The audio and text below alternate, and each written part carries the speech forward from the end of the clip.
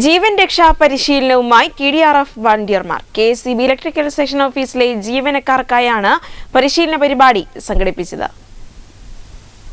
മഴക്കാല മുന്നൊരുക്കത്തിന്റെ ഭാഗമായി Edavannappara KSEB electrical session ഓഫീസിലെ ജീവനക്കാർക്കായാണ് TDRFന്റെ നേതൃത്വത്തിൽ ജീവൻ രക്ഷാ പരിശീലനം നൽകിയത്.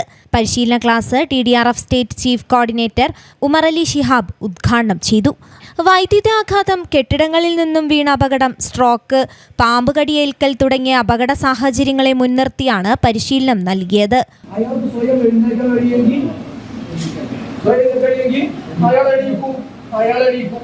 നമ്മൾ നിൽക്കേണ്ട ആവശ്യമില്ല.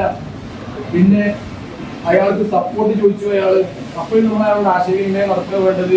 നമുക്ക് എണീക്കാൻ കഴിയോ, എന്തെങ്കിലും പ്രശ്നമുണ്ടോ, പുറത്തോ മറ്റോ വേദന ഉണ്ടോ, കാലൊടിക്കണോ ഒന്ന് നോക്കി, വേദന എന്തെങ്കിലും പറയും. KSEB ഓഫീസിൽ നടന്ന പരിശീലനത്തിൽ അസിസ്റ്റന്റ് എഞ്ചിനീയർ അഫ്സൽ അധ്യക്ഷനായി.